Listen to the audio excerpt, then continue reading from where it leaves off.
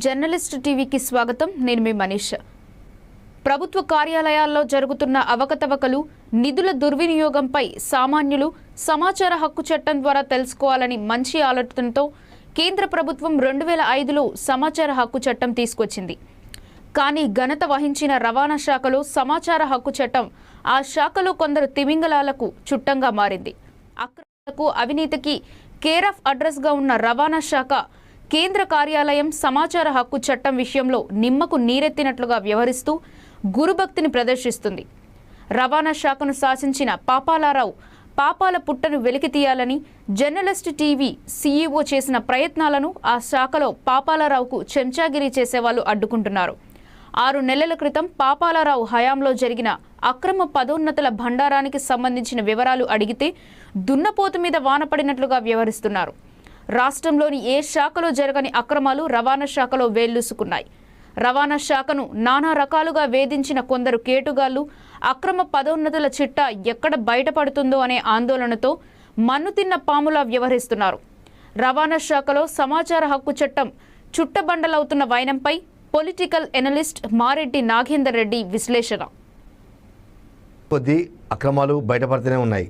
వాస్తవంగా రవాణా శాఖని పట్టిపీడించిన పాపాలరావు ప్రక్షాళన ఇంతవరకు కాంగ్రెస్ ప్రభుత్వం చేపట్టడంతో ఆడింది ఆడి పాడింది పడగా ఇప్పటికీ ఇంకా కొనసాగుతూ ఉంది.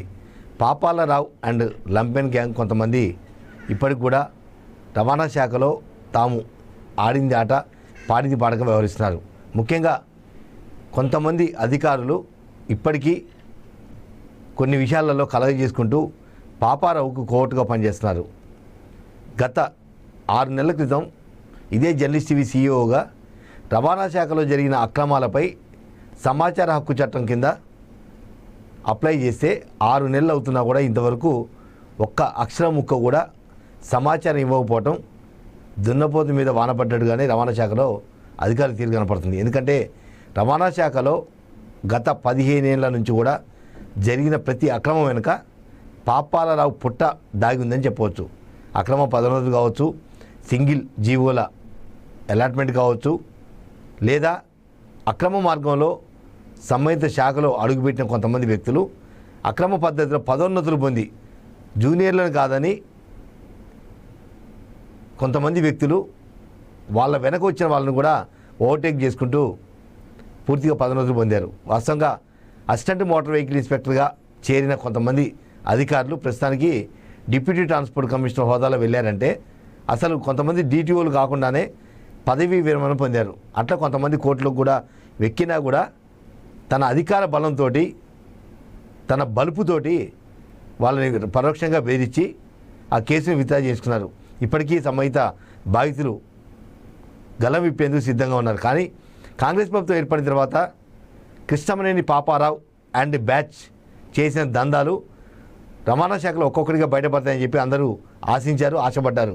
కానీ కాంగ్రెస్ ప్రభుత్వం ఏర్పడి 6 నెలలు దాటి నాకు కూడా ఇంతవరకు రవాణా శాఖ వైపు ఆ సంబంధిత మంత్రి కానీ ఉన్నతాధికారి కానీ దృష్టి కేంద్రీకరించకపోవడం పలు అనుమానాలు తావిస్తుంది. ఎందుకంటే పాపారావు చేసిన పాపాల పుట్ట 1, 2 కావు, వెలికి తీస్తే 100,000 బయటపడే అవకాశం ఉంది. ప్రతి అంశంలో తనకేంది, తనకు వచ్చే లాభం ఏంటి, ప్రభుత్వం ఎడిపోయినా పర్లేదు, ప్రభుత్వ ఆదాయం గండిపడ్డ నష్టం లేదు, కానీ తన కడుపు నిండితే చాలు, తన జేబు నింపుకుంటే చాలు, తన అనుచరుల జేబులు నిండితే చాలనే ఒక దురుద్దేశంతో చాలా అక్రమాలు పాల్పడ్డారు.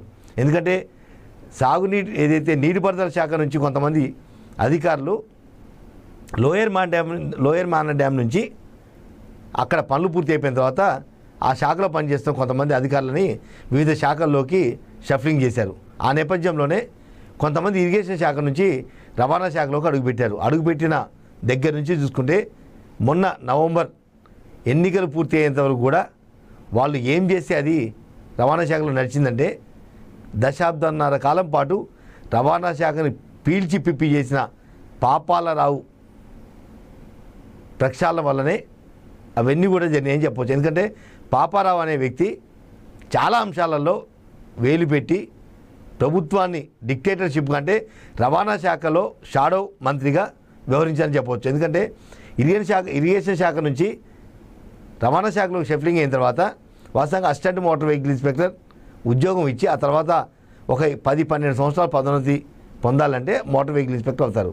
ఆ తర్వాత రిటైర్మెంట్ వయసుకు ఒక 3-4 సంవత్సరాలు వేకెన్సీస్ని బట్టి ఆనాడు ఆర్టీఓ ప్రస్తుతం డిటిఓగా ఏదైతే పేరు మార్చారో ఆ డిటిఓగా రిటైర్ అవ్వడం అనేది సర్వసాధారణం. అంతకుమించి ఎవ్వరు కూడా డిప్యూటీ ట్రాన్స్పోర్ట్ కమిషనర్ హోదాలో రిటైర్ అవ్వడం అనేది సాధ్యం కాదు. అంటే అసిస్టెంట్ మోటార్ వెహికల్ ఇన్స్పెక్టర్గా ఏదైతే ఉద్యోగంలో చేరిన తర్వాత డీటీసీగా పదవీ విరమణ పొందడం అనేది ఎవరి వల్ల కూడా కాదు. కానీ ఒక్క పాపారావు వల్ల మాత్రం అయింది. ఎందుకంటే సింగిల్ జీవోలు రాత్రికి రాత్రే ఆయనకి ఏదైతే తోస్తే ఆ జీవో తెల్లారి ఉదయం వరకు కమిషనర్ టేబుల్ మీద ఉండాలి.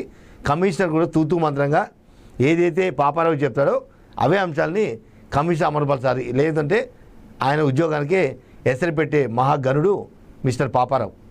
పాపారావు వలన చాలామంది ఇరిగేషన్ శాఖ నుంచి రవాణా శాఖ వచ్చిన తర్వాత చాలా లైసెన్సులు కూడా దొంగ లైసెన్స్ అని చెప్పి కూడా కొన్ని ఆరోపణలు వినిపిస్తున్నాయి. వాస్తవంగా వాటికి సంబంధించి సర్వీస్ రికార్డులు ఓపెన్ చేస్తే పూర్తిగా కనపడతాయి కూడా. వివిధ రాష్ట్రాల నుంచి ఏదైతే లైసెన్సులు ఉన్నాయో హెవీ మోటార్ వెహికల్ లైసెన్స్ ఉంటేనే ట్రాన్స్పోర్ట్ డిపార్ట్మెంట్లో అసిస్టెంట్ మోటార్ వెహికల్ ఇన్స్పెక్టర్గా ఉద్యోగానికి అర్హుడు అనేది ప్రథమ సూత్రం. వాటన్నిటిని ఓవర్కమ్ చేయాలంటే దొంగ లైసెన్సులు తీసుకొచ్చి రవాణా శాఖలో అక్రమ పద్ధతిలో ఉద్యోగాలు పొందారనేది ఒక ఆరోపణ.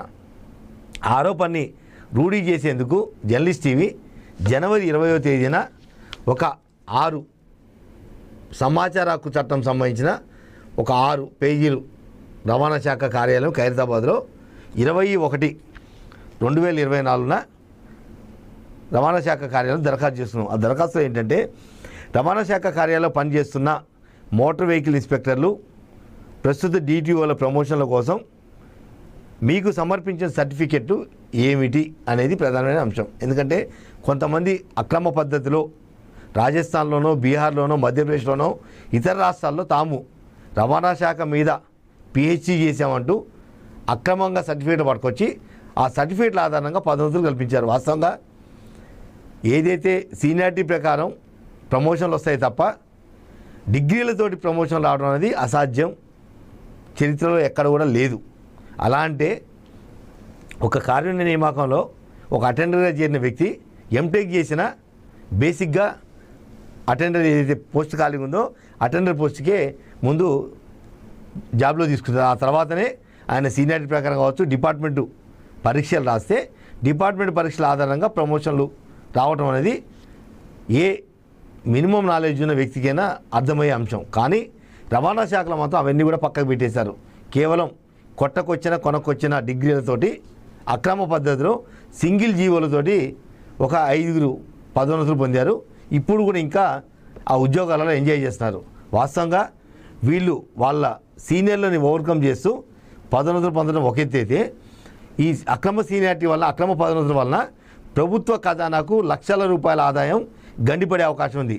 ఒక మోటార్ వెహికల్ ఇన్స్పెక్టర్ బేసిక్ లెక్కేసుకుంటే ఒక డీటీసీ బేసిక్ లెక్కేసుకుంటే ఈ అంశాలన్నిటినీ చూసుకుంటే ఒక్కొక్క ఎంప్లాయీ రిటైర్మెంట్ వరకు ఒక్కొక్క ఉద్యోగికి ఒక 30 నుంచి 50 లక్షల వేరియేషన్ కనపడుతుంది అక్కడ. ఇవన్నీ కూడా బయటికి తీస్తే వాళ్ళ దగ్గర నుంచి కక్కిస్తే తప్ప వీటి విషయాలలో పూర్తిగా ప్రభుత్వం దృష్టి కేంద్రించాలని చెప్పి మనస్ఫూర్తిగా కోరుతుంది. వాటితో పాటు ఏదైతే కొంతమంది అక్రమ పద్ధతులలో మేము ఇతర రాష్ట్రాల్లో ఉన్నత చదువులు చదివామంటూ బీటెక్ ఎంటెక్ సంబంధించిన సర్టిఫికేట్ కూడా దీంట్లో పదోన్నతుల కోసం అక్రమంగా పెట్టారనేది కూడా ఒక ప్రధానమైన ఆరోపణ.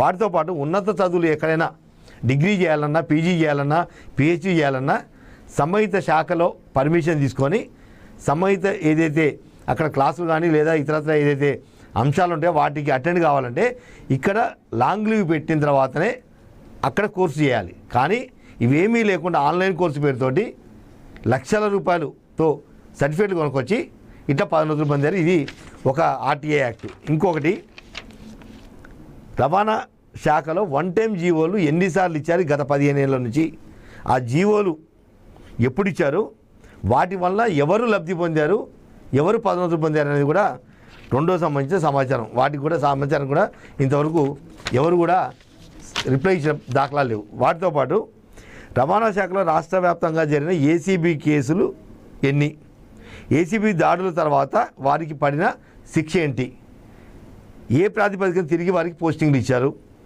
ఇచ్చిన వారి వివరాలు ఆధారాలతో సహా మాకు ఇవ్వాలని చెప్పి కూడా ఆర్టీ యాక్ట్ పెట్టాం. దీనికి కూడా నో రిప్లై. అంటే చెవిటోడి మీద ముందు శంఖ ఊదిన సందంగా రవాణా శాఖలో జరుగుతున్న ఈ తతంగం ఇలా ఉందని. ఎందుకంటే 6 నెలలు అవుతుంది, నెల 2 నెలలు కాదు, 10 రోజులు వాస్తవంగా కొంత టైం బౌండ్ అయిపోయిన తర్వాత 80% దానికి సంబంధించిన ఎందుకు ఇవ్వలేకపోతున్నాను కూడా ఇవ్వాలి. వాస్తవంగా నేను అడిగింది రవాణా శాఖ అక్రమ ఆస్తుల విల్లాలో, లేకపోతే అక్రమంగా సంపాదించిన 100 ఎకరాల భూమిలో, లేకపోతే రవాణా శాఖను అడ్డం పెట్టుకొని వివిధ జిల్లాలలో వాళ్ళు పెట్టుకున్న కారు షోరూంలో, ఇతరత్ర షోరూంలో ఇవేమీ నేను అడగలే. కేవలం మీ ఉద్యోగంలో చేరిన రోజు ఎస్ఆర్ సర్వీస్ రిజిస్టర్ ఏదైతుందో సర్వీస్ రిజిస్టర్లో నమోదైన వివరాల అంశాలు ఇవ్వండి అని చెప్పినాం. అంటే ఒక లైసెన్సు, ఇప్పుడు నేను ఒక బండి వేసుకుని ఒక కారు వేసుకుని రోడ్డు మీద పోతున్నప్పుడు ఒక ట్రాఫిక్ పోలీసు లేకపోతే రవాణా శాఖ అధికారులు నన్ను ఆపితే నా దగ్గర ఉన్న కాగితాలు 80% చూపించాలి. చూపించకపోతే కేసు రాస్తారు. ఎందుకంటే సంబంధిత కాగితాలు లేకుండా నువ్వు రోడ్డు మీద వెహికల్ నడుపుతున్నావు కాబట్టి నువ్వు దీన్ని శిక్షకు అర్హుడు అని చెప్పి ఒక కేసు రాయటమా, ఫైన్ వేయటమా, లేకపోతే నా వాహనాన్ని తీసుకుపోయి పోలీస్ స్టేషన్ పెట్టడం, లేకపోతే రవాణా శాఖ కార్యాలయం పెట్టడం సర్వసాధారణం. అంటే మీకైతే హక్కులు ఉన్నాయి, మేము ఆర్టీ యాక్ట్ కింద మేము అడిగితే మాత్రం మా హక్కులు మేము పొందలేకపోతున్నాం. సమాచార హక్కు చట్టం ఎందుకు ఇచ్చారు? అంతర్గత సమాచారం అంటే మీ ఆస్తుల విషయంలో అడగట్లేదు నేను. మీరు సంపాదించి కొట్టకొచ్చినా లేదా కోట్ల రూపాయలు కూడగొట్టిన ఆస్తులు నేను అడగట్లే. కేవలం సమాచార హక్కు చట్టం ద్వారా మీ సర్వీస్ రిజిస్టర్లో ఏదైతే ఒక లైసెన్సు బీదర్ నుంచి కొట్టకొచ్చారా, బాంబే నుంచి తీసుకొచ్చారా, రాజస్థాన్ నుంచి ఎత్తుకొచ్చారా అనేది దానికి సంబంధించి ఎస్ఆర్లో ఎంట్రీ అవుతుంది. ఎస్ఆర్కి సంబంధించిన సర్టిఫికేట్లు ఏవైతున్నాయో ఇరిగేషన్ డిపార్ట్మెంట్ నుంచి రవాణా శాఖకు బదిలీ అయిన వ్యక్తులు మొత్తం కలిపి ఒక 15 నుంచి 18 మంది అధికారులు ఉన్నారు. ఈ అధికారులు ఏ రోజు వచ్చారు, వచ్చిన రోజు ఎస్ఆర్లో ఏం ఎంట్రీ చేశారు, వీళ్ళకున్న లైసెన్స్ ఏంటి, వీళ్ళకున్న హోదా ఏంటి, అంటే అసిస్టెంట్ మోటార్ వెహికల్ ఇన్స్పెక్టర్ చేరారా, లేకపోతే రైటు ట్రాన్స్పోర్ట్ కమిషనర్ చేరారా, లేకపోతే డిప్యూటీ ట్రాన్స్పోర్ట్ కమిషనర్ చేరారా అనేది ఎస్ఆర్లో ఎంట్రీ అవుతున్నారు. ఎస్ఆర్ ఆధారంగా నాకు వివరాలు ఇవ్వమని చెప్పి అడిగాం. 6 నెలలు అవుతుంది, అక్షరం ముక్క కూడా నా దగ్గరికి వెళ్ళలేదు. ఇంకొకటి ప్రధానంగా డ్రైవింగ్ లైసెన్స్ ఆర్సీ కార్డులకు సంబంధించి ఏ సంవత్సరంలో టెండర్లు పిలిచారు, ఇది భారీ స్కామ్. ఏదైతే రిజిస్టర్ కార్డులు కావచ్చు, డిఎల్ డ్రైవింగ్ లైసెన్స్ సంబంధించిన కార్డులు ఏదైతే ఉన్నాయో ఆ కార్డులు చెన్నై నుంచి ప్రతి సంవత్సరం వేల లక్షల కార్డులు మనం దిగుమతి చేసుకుంటాం. వాస్తవంగా ప్రతి సంవత్సరం కూడా టెండర్ కాల్ఫర్ చేసి దాని క్వాలిటీ కానీ ఇతరత్ర కానీ ఒక ఎక్స్పర్ట్ కమిటీ ఏదైతే నిర్ణయిస్తో ఆ ధరకు 80% కార్డులు కొనుగోలు చేయాలి. కానీ ఇటువంటి ఏమీ లేకుండా గత దశాబ్దాల నుంచి కేవలం ఆ అధికారి, మాజీ అధికారి, స్వచ్ఛంద పదవి విరమణ చేసిన అధికారి కనుసన్నల్లో ఈ కార్డుల దందా భారీ స్థాయిలో స్కామ్ జరిగింది అనేది కూడా ఒక ఆరోపణ. ఈ ఆరోపణలు నిజం ఒకవేళ కనుక నేను చేసే ఆరోపణలు తప్పైతే మీరు ఎందుకు ఆర్టీ యాక్ట్ కింద నాకు సమాచారం ఇవ్వరు? అంటే సమాచారం ఇవ్వట్లేదు అంటే మీరు దొంగలు, ఆ దొంగలు మీరు కొమ్ము కాస్తున్నారు అనేది మాత్రం వాస్తవం అనేది కూడా జర్నలిస్టు మరొకసారి చెప్పగానే చెప్తుంది. కానీ ఆ విషయంలో అవసరమైతే న్యాయస్థానాన్ని ఆశ్రయించేనా మేము ఆర్టీ యాక్ట్ కింద పెట్టిన సమాచారం మీరు ఎందుకు ఇవ్వరు? మీరు సంపాదించుకున్న అక్రమాస్తులు వివరాలు అడగట్లేదు, లేదా మీరు కొనుక్కున్న హైదరాబాద్లో వివిధ ప్రాంతాల్లో కొనుక్కున్న విల్లాల సమాచారం నేను అడగట్లేదు. మీరు అడగకపోయినా, మీరు ఇవ్వకపోయినా మీ సమాచారంతో మా దగ్గర ఆల్రెడీ సిద్ధంగా ఉంది. అయినా కూడా వాటి జోలు పెట్టలే. మీ అక్రమాస్తులు ఎన్ని ఉన్నాయా, మీ అక్రమ విల్లాలు ఎన్ని ఉన్నాయా, మీ అక్రమంగా షోరూమ్లు ఎన్ని ఉన్నాయా, లేదా ట్రావెల్స్ బస్సులు ఎన్ని మెయింటైన్ చేస్తున్నా, ఇవేమీ జోలిపోవట్లేదు. కేవలం సర్వీస్ రిజిస్టర్ అధికారికంగా ప్రభుత్వ ఉద్యోగం పొందిన తర్వాత సర్వీస్ రిజిస్టర్ అనేది చాలా కీ రోలు. సర్వీస్లో ఉన్నంతకాలం ప్రతిదీ కూడా దాంట్లో ఎంట్రీ చేయాలి. 500 రూపాయల వస్తువు ఏదైనా నేను కొనుక్కున్నా ఆ కొనుక్కున్న వస్తువుని దాంట్లో ఎంట్రీ చేస్తే రేపు ఏసీబీ ట్రాప్ అయినప్పుడు కూడా ఆ సర్వీస్ రిజిస్టర్లో నేను ఎంట్రీ చేసిన ఒక ఇల్లు కొనుక్కున్నా, నేను పలానా దగ్గర వ్యవసాయ భూమి కొనుక్కున్నా అనేది ఇవన్నీ కూడా 33 సంవత్సరాల సర్వీస్లో నువ్వు ఏమేమి కొనుగోలు చేశావు, నీ ఫ్యామిలీ ఇష్యూస్ ఇవన్నీ కూడా దాంట్లో ఎంట్రీ చేస్తేనే అది ఎస్ఆర్ సర్వీస్ బుక్కి ఒక క్లారిటీ ఉంటుంది. కానీ ఇవేమీ చేయకుండానే మీరు చేసుకున్న 100 కోట్ల అక్రమ ఆస్తులన్నీ కూడా ప్రతిదీ కూడా చిట్టా అందరి దగ్గర ఉంది. ఆ చిట్టా ఇప్పే రోజు మాత్రం గ్యారంటీగా మీ ముందుకు వచ్చేయడానికి సిద్ధంగా ఉందని చెప్పొచ్చు.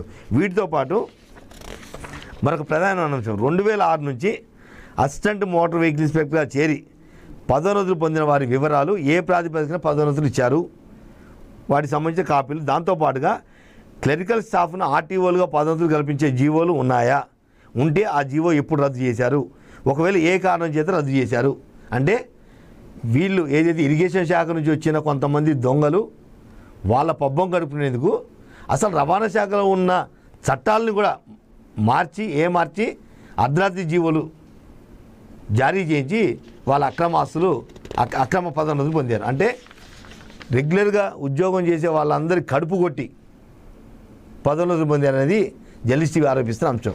ఇంకో ప్రధానమైన అంశం ఏంటంటే లాస్ట్ ఇంతకుముందు అనుకున్నాడు కానీ నీటిపారుదల శాఖ నుంచి రవాణా శాఖకు వచ్చిన ఉద్యోగులు ఎంతమంది, ఎప్పుడు వచ్చారు, ఏ హోదాల్లో జాయిన్ అయ్యారు, ఇప్పుడు వారి హోదాలు ఏమిటి అంటే ఇది చాలా సింపుల్. వాసన నేను అడిగింది నాకు ఉన్న కొద్ది మేర అవగాహన మేరకు అడిగాను. అసలు ఎంతమంది వచ్చారంటే ఆల్రెడీ ఒక లిస్ట్ ఉంటుంది. అంటే ఎప్పుడు రిక్రూట్మెంట్ చేసినా కూడా రిక్రూట్మెంట్ సంబంధించిన వివరాలు పూర్తిగా పొందుపరుస్తారు. ఎవరెవరు వచ్చారని కూడా తెలుస్తుంది. దాంతోపాటుగా వాళ్ళ జాయినింగ్ రిపోర్ట్ ఇవన్నీ కూడా ఆఫీస్లో ప్రతిదీ కూడా క్షుణ్ణంగా ప్రతి ఫైలు ఉంటుంది. అంటే ఒకవేళ నేను అడిగిన సమాచారం మొత్తం కనుక ఇస్తే తమ డొల్లతనం ఎక్కడ బయటపడుతుంది, తమ అక్రమ పదవులు ఎక్కడ బయటకు వస్తాయనే ఒక ఆలోచనతో దురుద్దేశంతో గత 6 నెలల నుంచి ఆర్టీ యాక్ట్ కింద సమాచార హక్కు చట్టాన్ని తూట్లు పొడిచి రవాణా శాఖ అధికారులు చెవిటి వారి ముందు శంఖం ఊదిన సందంగా వ్యవహరిస్తున్నారు. ఇప్పటికైనా రవాణా శాఖ మీద మంత్రి పొన్నం ప్రభాకర్ కానీ ముఖ్యమంత్రి రేవంత్ రెడ్డి కానీ ప్రత్యేకమైన దృష్టి కేంద్రీకరించి రవాణా శాఖను ప్రక్షాళన చేయకపోతే రవాణా శాఖలో ఇప్పటికీ ఆ పాపాలరావు ఏజెంట్లు కోవట్లు ఇప్పటికీ రవాణా శాఖలో ఏం జరుగుతుంది, ఏమి చేయాలి, ప్రభుత్వాన్ని ఏ రకంగా బదనం చేయాలనే ఒక దురుద్దేశంతో మాత్రం కాచుకొని కూర్చున్నారని చెప్పవచ్చు. ఇప్పటికైనా కాంగ్రెస్ ప్రభుత్వం పూర్తి స్థాయిలలో రవాణా శాఖలో గత 15 ఏళ్ల నుంచి మిస్టర్ పాపారావు కృష్ణంనేని పాపారావు అడుగుపెట్టిన రోజు నుంచి ఏదైతే స్వచ్ఛంద పదవి విరమణ చేసుకున్న 23 నవంబర్ వరకు కూడా ఆయన చేసిన ప్రతి దందా ప్రతి జీవో కేవలం ఆయన కోసం, ఆయన లబ్ధి కోసం, ఆయన అనుచరుల లబ్ధి కోసం, ఆయన కుటుంబ లబ్ధి కోసమే చేశారని చెప్పి కరాఖండిగా జర్నలిస్ట్ టీవీ ఆరోపిస్తుంది. ఆరోపణలు కనుక నిజం కాకపోతే ఈ ఆర్టీ యాక్ట్ కింద ఎందుకు మీరు సమాచారం ఇవ్వట్లేదు కూడా జర్నలిస్ట్ టీవీ ప్రశ్నిస్తుంది. ఇప్పటికైనా అధికారులు స్పందించాలి.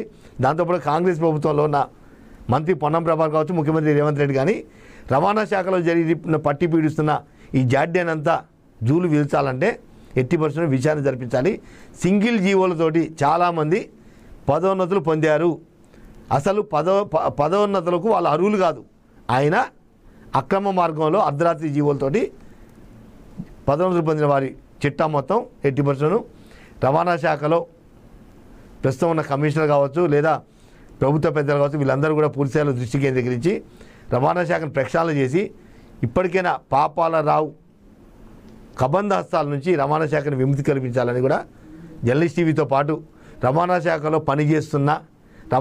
పనిచేసి పదవీ విరమణ పొందిన అధికారులందరూ కూడా ప్రభుత్వానికి విజ్ఞప్తి చేస్తున్నారు.